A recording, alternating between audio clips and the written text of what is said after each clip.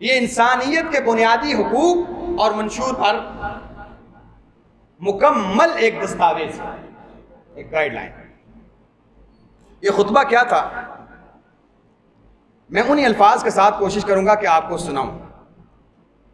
ہو سکتا ہے کہ اس کے اندر آپ کو خطابت کی جھلک نہ نظر آئے، ہو سکتا ہے کہ آپ کو ایسا محسوس ہو کہ جیسے خبریں پڑھ رہے اوپر سے دیکھ کے پڑھ رہے، ہو سکتا ہے کہ آپ کو اس کے اندر جواہر نظر نہ آئیں، ہو سکتا ہے کوئی ایسے معاملات آپ کو نہ نظر آئیں جو ایک خطیب کے اندر ہوتے ہیں، لیکن اس بات کی گارنٹی ہے ان جملوں کے اندر، ترجمانی ہے نا، یہ تو اردو میں ہے، اس کے اندر کچھ وضاحت بھی ہے، کچھ کئی جملوں کے معنی بھی بیان کیے گئے ہیں، شاید میرے اپنے جملوں سے زیادہ مٹھاس بھی ہے، اور یہ یقینی بات ہے، مٹھاس بھی ہے۔ اور اگر یہ عربی میں ہے تو عربی کا کوئی خطیب، جیسے ابوبکر رضی اللہ تعالیٰ نے ایک دفعہ آپ صلی اللہ علیہ وسلم کو خطبہ دیتے ہوئے سنا، اور آپ کو سنتے سنتے سنتے کہتے ہیں یا رسول اللہ صلی اللہ علیہ وسلم ما رأیت افصح منک۔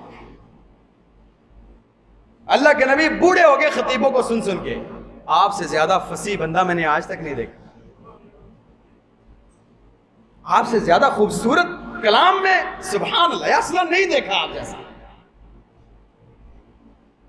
تو وہ جملے آپ بھی سنا۔ سامعین محترم،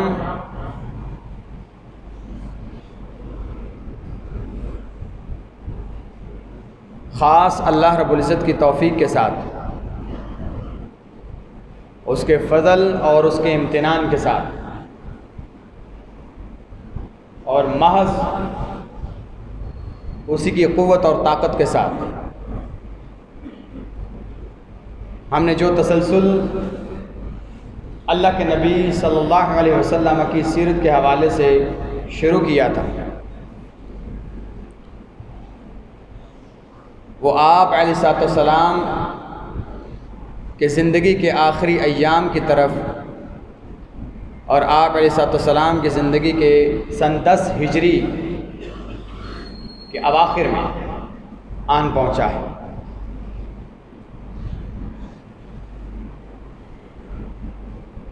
مکے سے شروع ہونے والا یہ سفر اور اللہ کے نبی علیہ السلام کی مکی زندگی، اور اس کے اندر بھی نبوت سے پہلے والی زندگی، تفصیل کے ساتھ، اجمال کے ساتھ، حسب قوت، حسب استطاعت، حسب علم، پھر اس کے بعد نبوت اور نبوت کے بعد والی زندگی، پھر ہجرت اور ہجرت کے بعد کے یہ 10 سال،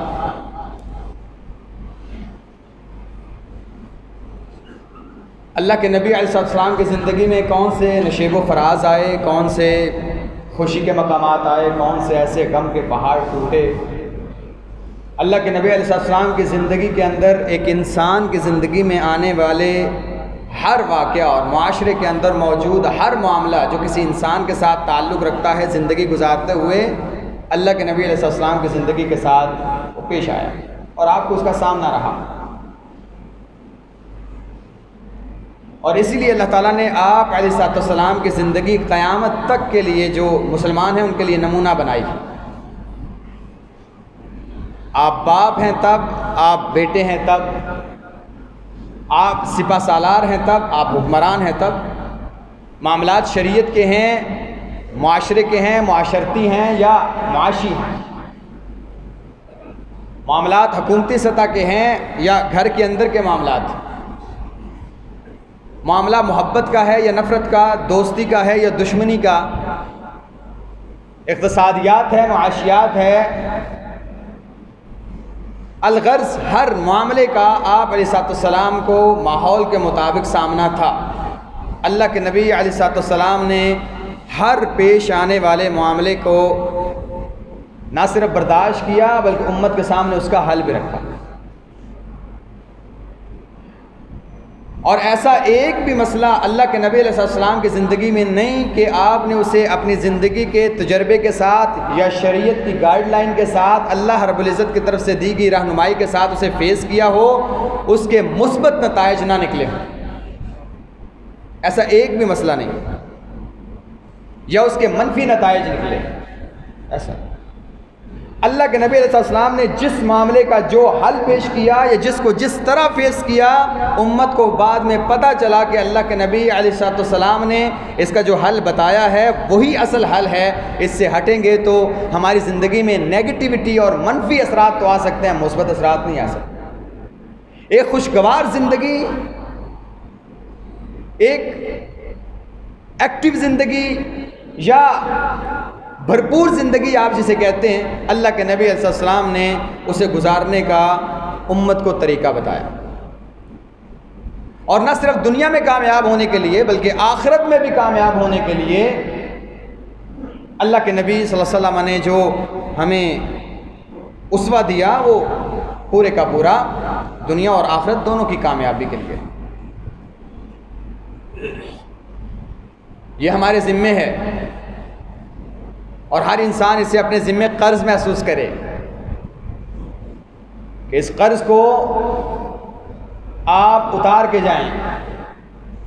اللہ کے نبی علیہ السلام کی معرفت آپ کے ذمے ہے کہ آپ اپنے بچوں کو دے کے جائیں، بچوں کے بعد معاشرے کے اندر جہاں تک دے سکتے ہیں آپ پہچان کروائیں، بلکہ خود پہچان بنیں کہ آپ اللہ کے نبی علیہ السلام کے امتی ہیں، جیسے صحابہ پہچان تھے، اور یہ بات تورات اور انجیل میں گزر چکی تھی کہ وہ نبی ایسا ہوگا، اس نبی کے ماننے والے ایسے ہوں۔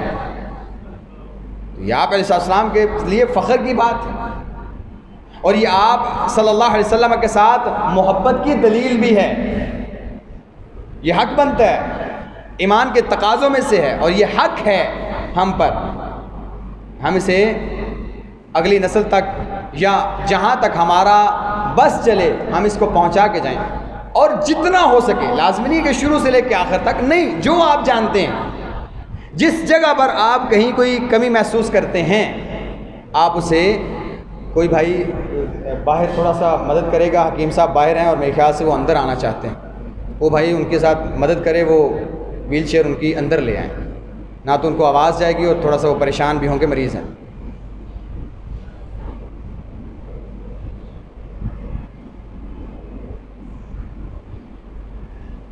تو یہ رہنمائی آپ کے ذمے ہے کہ آپ جتنا اللہ کے نبی علیہ السلام کے بارے میں جانتے ہیں آپ آگے پہنچا کے جائیں، جس جگہ پر جہاں موجود ہیں۔ آپ کو پتہ ہونا چاہیے یہاں پہ اللہ کے نبی علیہ السلام کی سنت، سیرت اور آپ کا اسوہ کیا ہے۔ آپ علیہ السلام کو 10 سال ہو گئے مدینہ ہجرت کیے ہوئے، اور تقریباً 23 سال مکمل ہو رہے تھے اللہ کے نبی علیہ السلام کو نبوت ملے۔ اب تقریباً یہ سارے کا سارا معاملہ جو ہے دین اسلام کا یہ مکمل ہو چکا تھا، اور اس بات کی خبر آپ کو دے دی گئی تھی، اور اس کا ہم آخر میں ذکر کریں گے کہ اللہ کے نبی علیہ السلام کو پہلے سے بتا دیا گیا تھا، اور کچھ علامات ایسی تھیں جس سے صحابہ کو اس بات کا اندازہ ہو گیا تھا کہ اللہ کے نبی علیہ السلام کی اجل کا اور آپ علیہ السلام کے وصال کا وقت قریب آنے پہنچا۔ اب جہاں ساری کے سارے معاملات تقریباً مکمل ہوتے ہوئے نظر آ رہے تھے، اور اللہ کے نبی علیہ السلام جس فصل کے اوپر پچھلے 23 سال سے محنت کر رہے تھے، آج وہ فصل پوری تیاری کے ساتھ کھڑی تھی، اور آپ علیہ السلام اسے دیکھ کے خوش بھی تھے۔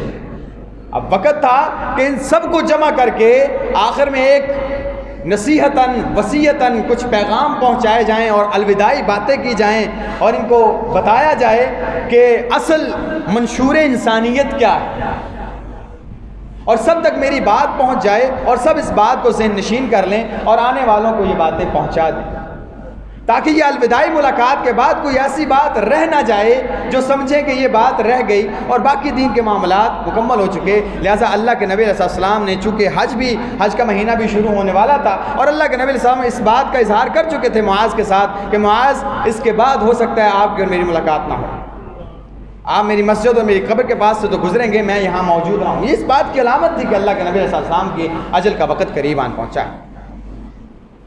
اب اس کے بعد آپ علیہ السلام نے جیسے ہی اعلان کروایا، اور جیسے سارا عرب تو پیسے تیار بیٹھا تھا، اور وہ سارے کا سارا امٹ آیا، اور سب نے یہ کوشش ظاہر کی اور خواہش ظاہر کی، اور سب نے حد الوسع یہ کوشش کی بھی کہ وہ آپ علیہ السلام کے ساتھ حج کریں۔ اور اس سے بڑی سعادت کیا ہو سکتی تھی کہ اللہ کے نبی علیہ السلام کی معیت میں حج کیا جائے، اس سے بڑی سعادت کیا ہو سکتی ہے؟ لہٰذا اللہ کے نبی علیہ السلام یہاں سے نکلتے ہیں، ابھی 4-5 دن رہتے ہیں ذی الحجہ کا چاند نظر آنے میں۔ آپ علیہ السلام سفر کی مناسبت کے حساب سے وقت کے تعین کرنے کے بعد آپ یہاں سے نکلتے ہیں، ذوالحلیفہ سے احرام باندھتے ہیں اور اپنے سفر کو جاری کرتے ہیں۔ اس سفر کے دوران پیش آنے والے واقعات زیادہ تر، یا وہاں پہ جتنے دن آپ نے قیام کیا واپسی تک، ان کا زیادہ تر تعلق مناسک کے ساتھ ہے۔ یعنی حج کیسے کرتے ہیں، تم یہ نہ کرنا، یہ کر سکتے ہو، یہ جائز ہے، یہ ناجائز ہے، اب تم ایسے کرو، فلاں نے عمرے کی نیت کی ہے، فلاں نے حج کی ہے، فلاں کے پاس قربانی۔ تو ان کا تعلق حاجیوں کے ساتھ خاص ہے۔ اور میں آپ سے یہ بات بھی کرنا چاہتا ہوں، التماس ہے کہ اللہ کا واسطہ ہے، جب بھی اللہ تعالیٰ آپ کو اس بات کی توفیق دے اور استطاعت دے کہ آپ حج بیت اللہ کریں، ایک دفعہ ضرور کسی بھی عالم کے پاس بیٹھ کے اللہ کے نبی علیہ السلام کے پورے حج کی تصویر ایک دفعہ ضرور پڑھ لیجیے کہ آپ علیہ السلام نے حج کیسے کیا، تاکہ آپ کو پتہ ہو اتنی بڑی عبادت اللہ کے نبی علیہ السلام نے کیسے کی، اور آپ اسی طریقے کے ساتھ سنت کے مطابق حج کر پائیں۔ بعض دفعہ ایسا ہوتا ہے یہاں سے ہم پیسہ تو لگا لیتے ہیں، بہت زیادہ پیسہ لگاتے ہیں، اور ہماری پلاننگ میں ساری شاپنگ بھی شامل ہوتی ہے، کن دوستوں سے ملنا ہے وہ بھی شامل ہوتا ہے، ہم نے وہاں جا کے کیا کھانا ہے وہ بھی شامل ہوتا ہے، کن ہوٹلز کو وزٹ کرنا ہے وہ بھی شامل ہوتا ہے۔ نہیں شامل ہوتا تو وہ تعلیمات شامل نہیں ہوتی جو اللہ کے نبی علیہ السلام دے کے گئے۔ اور بعد میں مولوی صاحب میں نے تو جاتے ساتھ یہ کر لیا تھا، اب ہم کیا کریں؟ مولوی صاحب میں نے یہ کنکریاں مارتے ہوئے یہ کام کوئی نہیں کیا، اب میں کیا کروں؟ اب وہاں پہ مولوی صاحب کیا کریں؟ یعنی آپ کے کپڑوں کی تیاری سے لے کے واپس آنے والی شاپنگ تک آپ کے پاس لسٹ موجود ہے۔ اگر نہیں وقت نکلا تو آپ کو اس عبادت کو سیکھنے کا وقت نہیں ملا، عمرہ ہو یا حج ہو۔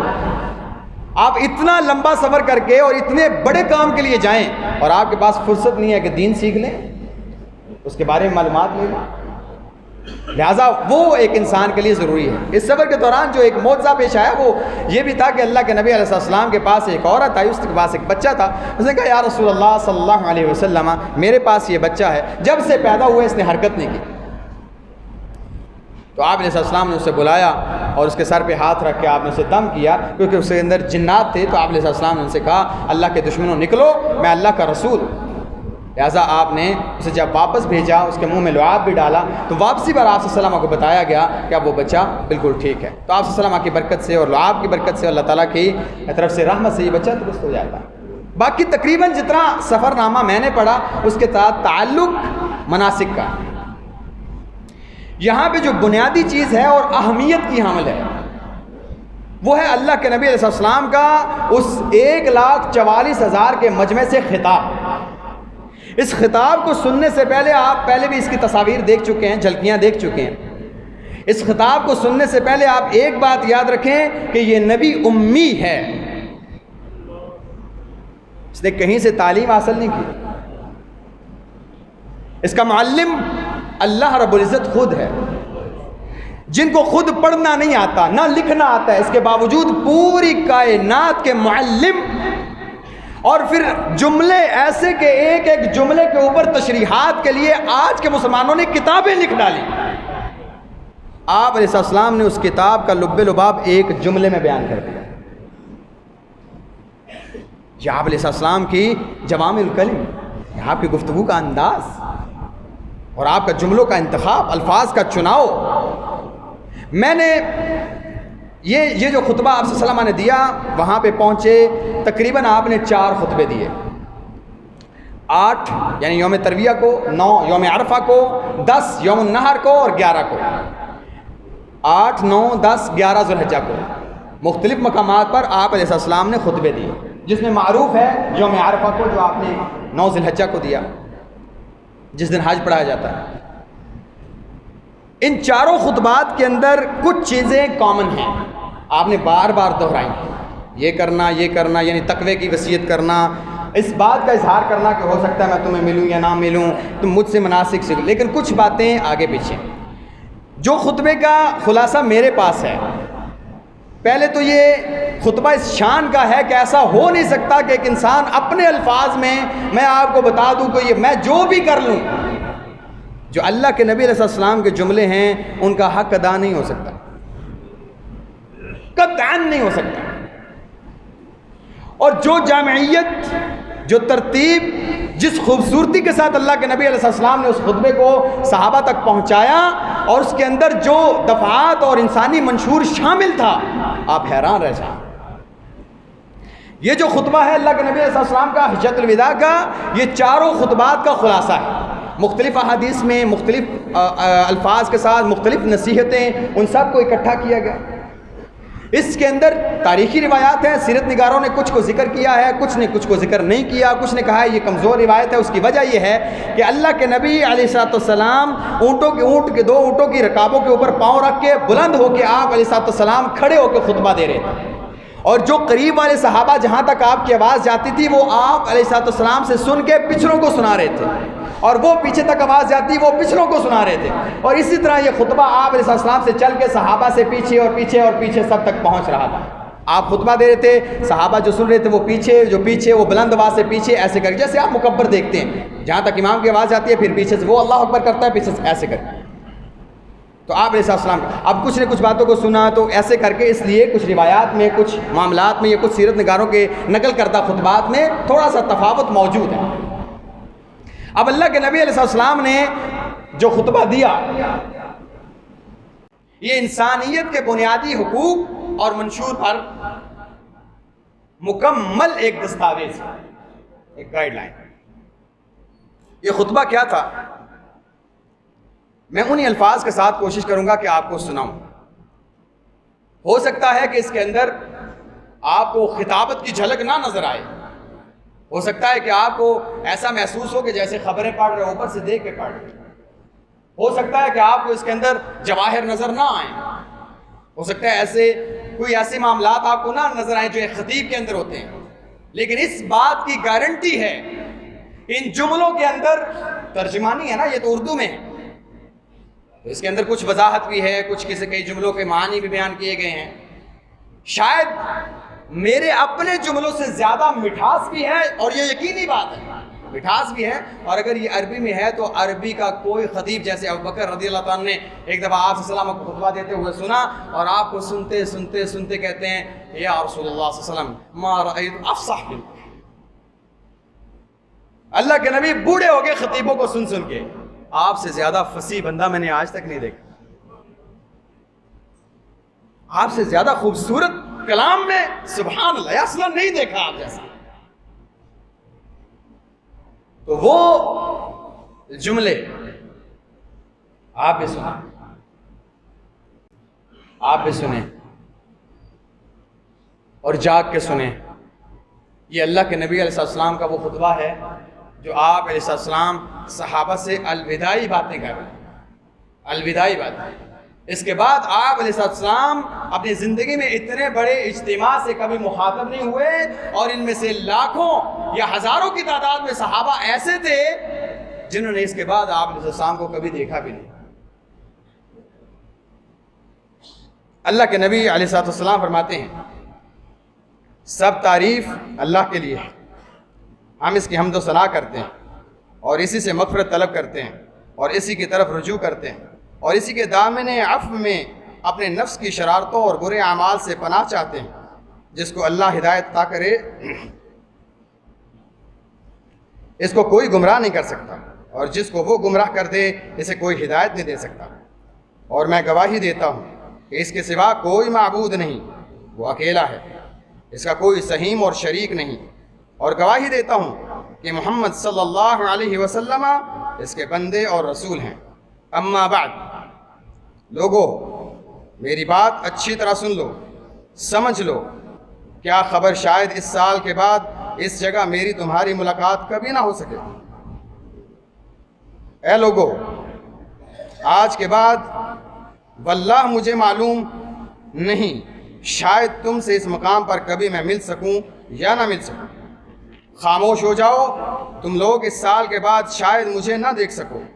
سنو، تم وضاحت کے ساتھ سب کچھ بتا دینا چاہتا ہوں، کیونکہ شاید اس سال کے بعد پھر کبھی تم سے ملاقات نہ ہو۔ لوگو مجھ سے حج کے مناسک سیکھ لو، ہو سکتا ہے اس کے بعد اس جگہ پر میں تم سے نہ ملوں۔ اللہ اسے تر و تازہ اور شاداب رکھے جس نے میری باتیں سنی اور انہیں دوسروں تک پہنچایا بعض اوقات سننے والا سمجھدار نہیں ہوتا اور کبھی کبھی جس کو پہنچایا جائے وہ اس سے زیادہ سمجھدار نکلتا ہے۔ لوگوں، تم شاید مجھ سے آئندہ اس حال میں نہ مل سکو جس حال میں میں اب مل رہا ہوں۔ لوگوں، تمہارا رب ایک ہے اور تمہارا باپ ایک ہے۔ تم سب آدم علیہ السلام کی اولاد ہو اور آدم علیہ السلام مٹی سے بنے ہیں۔ تم میں سے اللہ کے نزدیک معزز وہ ہے جو زیادہ تقوی شعار ہے، بے شک اللہ علیم و خبیر ہے۔ دیکھو، کسی عربی کو کسی عجمی پر، اور کسی عجمی کو کسی عربی پر، اور کسی کالے کو کسی سرخ پر، اور کسی سرخ کو کسی کالے سیاہ پر کوئی فضیلت اور امتیاز نہیں ہے مگر ہاں تقوی کے سبب۔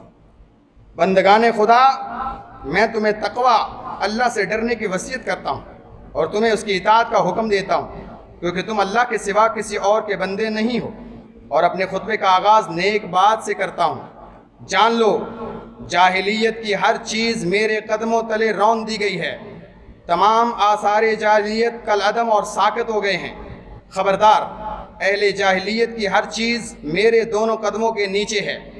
سن لو، جاہلیت کا ہر خون، انتقام اور ہر مال اور آثار میرے قدموں تلے تا قیامت کالعدم ٹھہرائے جاتے ہیں۔ جاہلیت کے تمام باعث فخر اور غرور عہدے ختم کیے جاتے ہیں۔ صرف سدانہ یعنی کعبے کی نگرانی اور سقایا یعنی حاجیوں کو پانی پلانے کے عہدے باقی رہیں گے۔ قتل عمد یعنی جان بوجھ کر قتل کرنے کا بدلہ قصاص لیا جائے گا۔ قتل عمد کے مشابہ وہ قتل ہے جو لاٹھی یا پتھر سے وقوع میں آئے، اور اس کی دیت 100 اونٹ مقرر ہے۔ اس سے زیادہ جو طلب کرے گا وہ اہل جاہلیت میں شمار ہوگا۔ اور ہر قسم کا سود آج ممنوع قرار پاتا ہوں، البتہ تمہیں اپنی اصل رقم لینے کا حق ہے، جس میں نہ اوروں کا نقصان ہے اور نہ تمہارا۔ اللہ نے یہ بات طے کر دی ہے کہ سود کی کوئی گنجائش نہیں، اور زمانہ جاہلیت کے تمام سود اب باطل ہیں۔ اور جہاں تک عباس بن عبد المطلب کی سود کا تعلق ہے تو وہ تمام کا تمام ساقط ہے، اور زمانے جاہلیت کے تمام خون اب کالعدم ہیں۔ اپنے خاندان میں سے پہلا انتقام جسے میں معاف کرتا ہوں وہ ربیعہ بن حارث بن عبد المطلب کے بچے کا ہے، جس کی رضاعت بنی لیث میں ہو رہی تھی کہ بنو حذیل نے اسے قتل کر دیا تھا، پس میں پہل کرتے ہوئے انتقام جاہلیت میں سے خون کا بدلہ معاف کر رہا ہوں۔ لوگو، تمہیں معلوم ہے کہ تم پر کون سا مہینہ سایہ فگن ہے؟ تم کس دن میں یہاں جمع ہو، کس شہر میں موجود ہو؟ سب نے کہا محترم شہر، محترم مہینے میں۔ تب اللہ کے نبی صلی اللہ علیہ وسلم نے ارشاد فرمایا، بے شک تمہارا خون ایک دوسرے پر حرام ہے، تمہارا مال ایک دوسرے پر حرام ہے، تمہاری عزت و آبرو، تمہاری کھال ایک دوسرے کے لیے حرام اور معزز ہے، جس طرح حرمت تمہارے اس دن کے، تمہارے اس مہینے کو، تمہارے اس شہر کو حاصل ہے، یہاں تک اللہ کو جا کے ملو۔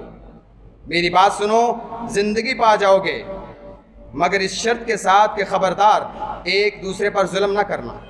دیکھو، ظلم و زیادتی نہ کرنا، خوب سمجھ لو، ایک دوسرے پر باہم ظلم و ستم نہ کرنا۔ اللہ کے بندے بنو، میری بات سنو اور سمجھو۔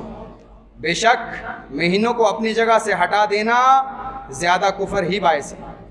اس سے کافر گمراہی میں پڑ جاتے ہیں کہ ایک سال تو اپنے نفسانی غرض سے اسے حلال ٹھہراتے ہیں، پھر دوسرے سال جب کوئی ذاتی غرض نہ ہو اس کو حرام کر دیتے ہیں، تاکہ اللہ نے جو گنتی حرام مہینوں کی مقرر کر رکھی ہے اسے پورا کر لیں۔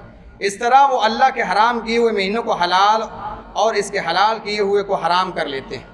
دیکھو، اور اب زمانہ گھوم پھر کر اسی جگہ آ گیا ہے جہاں سے کائنات کی پیدائش کا دن شروع ہوا تھا۔ مہینوں کی گنتی تعداد اللہ کے نزدیک سال میں 12 ہے، ان میں سے 4 محترم حرام ہیں، 3 ذی القعدہ، ذی الحجہ اور محرم، 2 متواتر ہیں، ایک الگ آتا ہے یعنی رجب جو شہر مضر کہلاتا ہے، اور جمادی الثانی اور شعبان کے بیچ میں آتا ہے، اور مہینہ 29 دن کا بھی ہوتا ہے، 30 کا بھی ہوتا ہے۔ کہو، میں نے اپنی بات تم تک پہنچا دی نا؟ تو مجمع نے کہا بے شک آپ صلی اللہ علیہ وسلم نے اپنی بات پہنچا دی۔ تو اللہ کے نبی صلی اللہ علیہ وسلم نے فرمایا، اللہ گواہ رہنا، میں نے اپنی بات پہنچا دی۔ سن لو، حج قیامت تک اب ذوالحجہ کے مہینے کے ساتھ مخصوص رہے گا۔ بلا شبہ مسلمان دوسرے مسلمان کا بھائی ہے، تمام مسلمان آپس میں بھائی ہیں۔ خبردار، ہر مسلمان دوسرے مسلمان پر حرام اور محترم ہے، اور ہر مومن دوسرے مومن پر حرام اور محترم ہے، جس طرح آج کے دن کی حرمت ہے۔ اس کا گوشت اس پر حرام ہے کہ اسے کھائے، اس کی عدم موجودگی میں غیبت کرے، اور اس کی عزت و آبرو اس پر حرام ہے کہ اس کی چادر عزت پھاڑ دے۔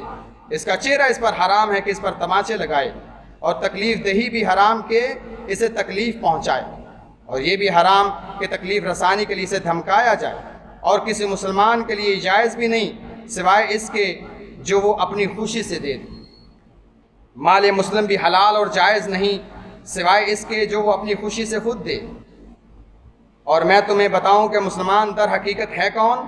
مسلمان وہی ہے جو اپنی زبان اور ہاتھ سے دوسرے لوگوں کو محفوظ رکھے، اور مومن در حقیقت وہ ہے جس سے دوسرے لوگوں کا جان اور مال امن و عافیت میں رہے، اور مہاجر در حقیقت وہ ہے جو اپنے گناہوں اور خطاؤں سے ہجرت کر لے، اور مجاہد تو دراصل وہ ہے جو اطاعت الہی کی خاطر اپنے نفس کا مقابلہ کرے۔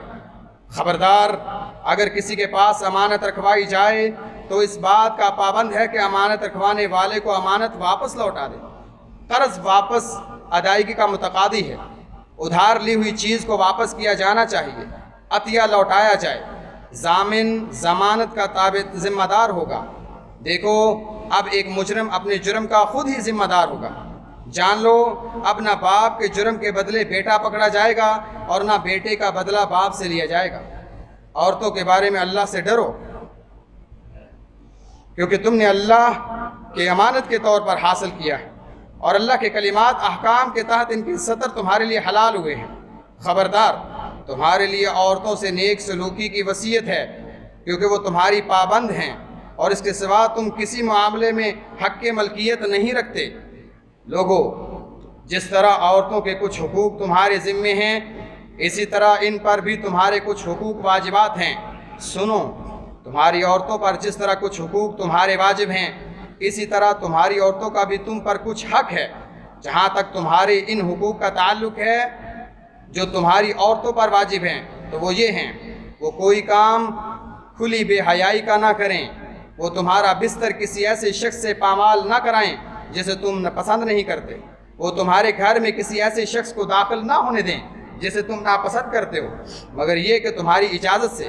اگر وہ عورتیں ان باتوں کی خلاف ورزی کریں تو تمہارے لیے اجازت ہے کہ تم انہیں بستروں سے اکیلا اور تنہا چھوڑ دو۔ ان پر سختی کرو، مگر شدید تکلیف والی چوٹ نہ مارو۔ دیکھو، کچھ حقوق ان کے بھی تمہارے اوپر عائد ہوتے ہیں، مثلاً یہ کہ کھانے پینے پہننے اور اوڑھنے کے بارے میں ان سے اچھا سلوک کرو۔ اگر وہ تمہاری نافرمانی سے باز آ جائیں اور کہا مانیں تو ان کا کھانا کپڑا لباس نان و نفقہ تمہارے ذمے ہے۔ اور عورتوں پر یہ بھی واجب ہے کہ عورتیں معروفات میں تمہاری نافرمانی نہ کریں، اور اگر وہ فرما برداری کریں تو ان پر کسی قسم کی زیادتی کا تمہیں کوئی حق نہیں۔ کوئی عورت اپنے گھر میں اخراجات نہ کرے مگر ہاں اپنے شوہر کی اجازت سے۔ جان لو، لڑکا یعنی اولاد اس کی طرف منسوب کیا جائے گا جس کے بستر پر وہ پیدا ہوا، یعنی بچہ شوہر کی اولاد متصور ہوگا، اور جس پر حرام کاری ثابت ہو اس کی سزا سنگساری ہے، زناکاری کے لیے پتھر، اور اس کا حساب اللہ کے ذمے ہے۔ دیکھو، کسی عورت کے لیے جائز نہیں کہ وہ اپنے شوہر کا مال اس کی اجازت کے بغیر کسی کو دے۔ خبردار، جس نے خود کو اپنے باپ کے علاوہ کسی اور سے منسوب کیا، یا کسی غلام نے جان بوجھ کر اپنے آقا کے سوا کسی آقا سے نسبت قائم کی، تو اس پر اللہ کی، اس کے فرشتوں کی اور تمام انسانوں کی لعنت ہوگی، اور قیامت کے دن اس سے کوئی بدلہ یا معاوضہ قبول نہیں کیا جائے گا۔ اور ہاں، غلام تمہارے غلام، ان سے حسن سلوک کرنا۔ جو تم کھاتے ہو اس میں سے ان کو بھی کھلاؤ، جو تم پہنتے ہو اس میں سے ان کو بھی پہناؤ۔ اگر وہ کوئی ایسی خطا کریں جسے تم دیکھو معاف نہیں کر سکتے تو اللہ کے بندو انہیں فروخت کر دو، مگر انہیں بھیانک سزا نہ دو۔ اور ان کے بارے میں تمہیں حسن سلوک کی وصیت کرتا ہوں۔ جو لونڈیاں تمہارے زیر تصرف ہیں، بس ان کو وہ کھلاؤ اور پہناؤ جو تم کھاتے اور پیتے ہو۔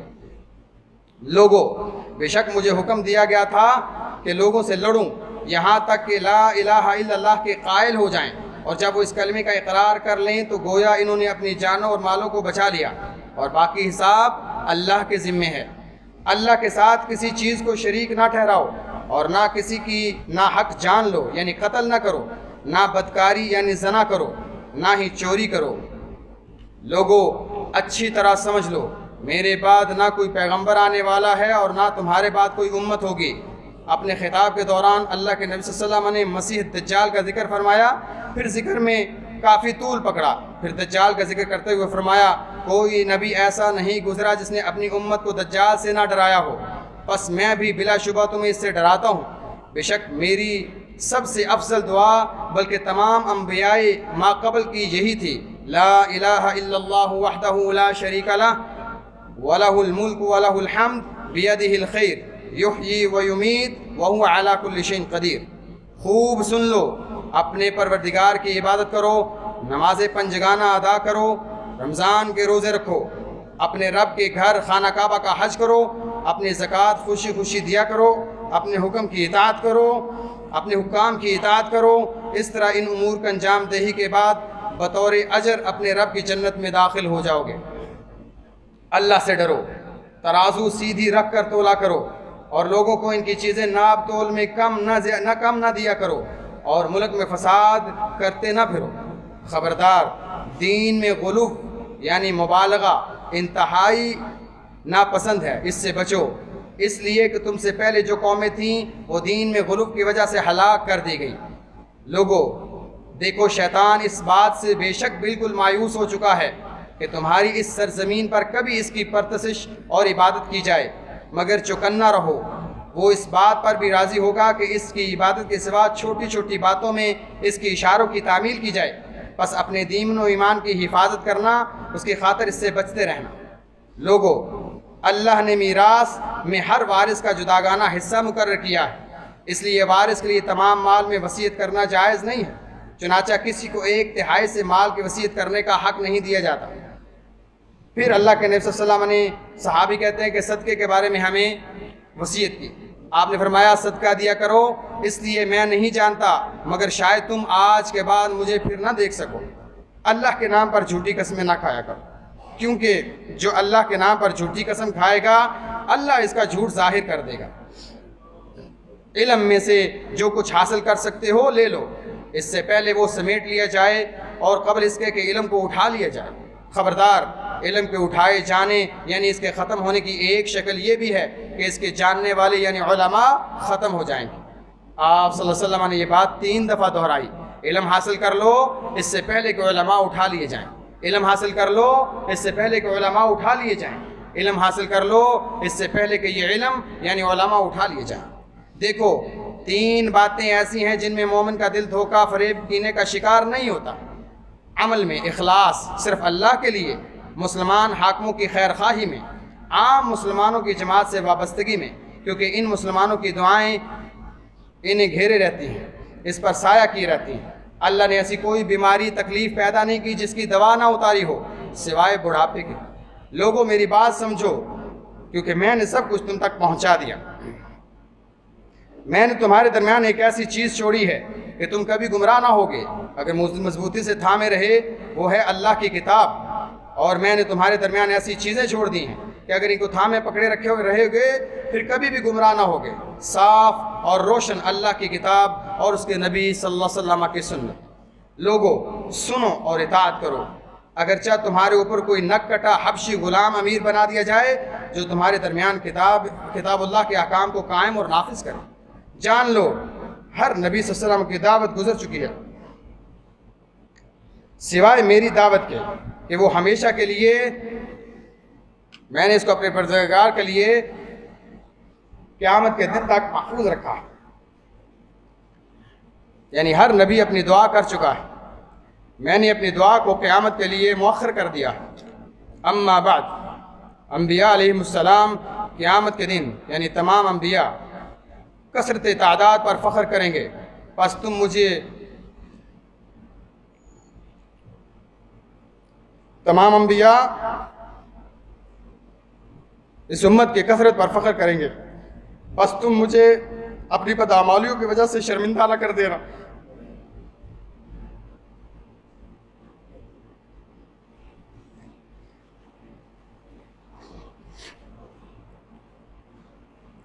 اپنی بات معلوم کی وجہ سے مجھے رسوا نہ کر دینا، میں حوض کوثر پر تمہارے انتظار میں رہوں گا، خبردار میں حوض کوثر پر تم سے پہلے پہنچوں گا اور دوسری امتوں پر تمہاری کثرت کے سبب فخر کروں گا، کہیں میری رسوائی کا باعث نہ بن جاؤ۔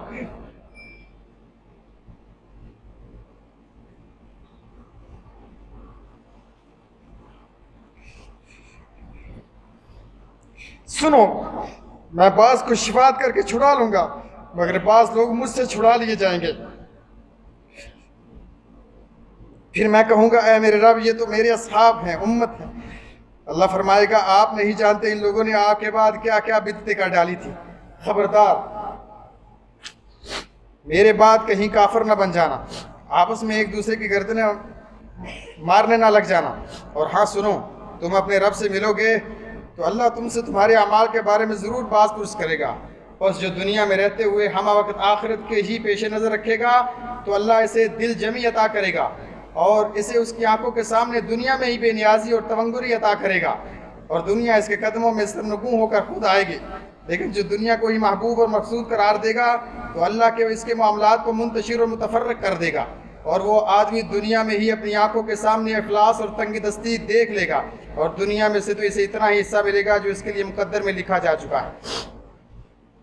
دیکھو، تم نے مجھے جی بھر کر دیکھ بھی لیا ہے اور مجھ سے تمام باتیں سن بھی لیا، تم سے ان قریب میرے بارے میں بھی پوچھا جائے گا۔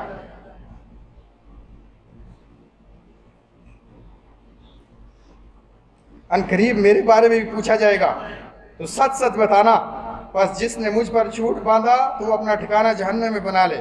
دیکھو، جو یہاں موجود ہے وہ غیر حاضر تک میری یہ سب باتیں ضرور پہنچا دے، شاید کہ بعض ایسے کہ جن تک یہ باتیں پہنچیں گی یہاں موجود بعض سننے والوں سے زیادہ سمجھدار ثابت ہوں گے۔ سن لو، میں نے جو یہاں قریب ہیں ان کے لیے لازم کہ اپنے دور والوں میں بعد میں آنے والے لوگوں تک یہ باتیں ضرور پہنچائیں۔ پھر آپ علیہ السلام نے اختتامی کلمات فرمائے۔ آپ علیہ السلام نے فرمایا، اے اللہ دیکھ لے، میں نے تیرے پیغام کو بھرپور طریقے سے پہنچا دیا یا نہیں؟ پھر لوگوں نے فرمایا، یعنی آپ علیہ السلام نے صحابہ سے فرمایا، الا هل بلغت، کیا میں نے پیغام پہنچا دیا؟ تو صحابہ نے کہا، بلغت الرسالہ وادیت الامانہ ونصحت الامہ، اللہ کے نبی آپ نے پیغام پہنچا دیا، امت کی نصیحت کر دی، آپ صلی اللہ علیہ وسلم نے حق بات پہنچانے کا حق ادا کر دیا۔ آپ علیہ السلام اس گواہی کو سننے کے بعد اپنی انگلی کو آسمان کی طرف کرتے ہیں، اللہ تو گواہ ہو جا، یہ دیکھ تیرے بندے اقرار کر رہے ہیں، تو گواہ ہو جا میں نے تیرا پیغام پہنچا دیا، اللہ تو گواہ ہو جا میں نے تیرا پیغام پہنچا دیا، اللہ تو گواہ ہو جا میں نے تیرا پیغام پہنچا دیا، اور یہ اس بات پر گواہ ہیں کہ میں نے تیرے پیغام کو پہنچا دیا۔ اللہ کے نبی علیہ السلام اسی خطبے کے دوران 9 کو اللہ تعالیٰ نے یہ آیت بھی نازل کی، الیوم اکملت لکم دینکم واتممت علیکم نعمتی ورضیت لکم الاسلام دینا، کہ آج میں نے دین کو مکمل کر دیا، تم پر اپنی نعمت کو مکمل کر دیا اور تمہارے لیے دین اسلام کے لیے راضی ہو گیا۔ اس کے بعد اللہ کے نبی علیہ السلام 13 اور 14 ذی الحجہ کو وہاں پہ رکتے ہیں، اور فجر کے بعد آپ علیہ السلام صبح مدینے کے لیے واپس تشریف لے جاتے ہیں۔ دعا کرتے ہیں کہ اللہ تعالیٰ ہمیں آپ علیہ السلام کی شفاعت کا حقدار بنائے، اللہ کے نبی صلی اللہ علیہ وسلم کی سنت پر اور شریعت پر عمل کرنے کی توفیق عطا فرمائے۔ ہم نے جو سنا ہے سنایا ہے ہمارے لیے، ہمارے والدین کے لیے اسے صدقہ جاریہ بنائے۔ اقول قولی ھذا واستغفر اللہ لی ولکم ولسائر المسلمین من کل ذنب فاستغفروہ انہ غفور رحیم۔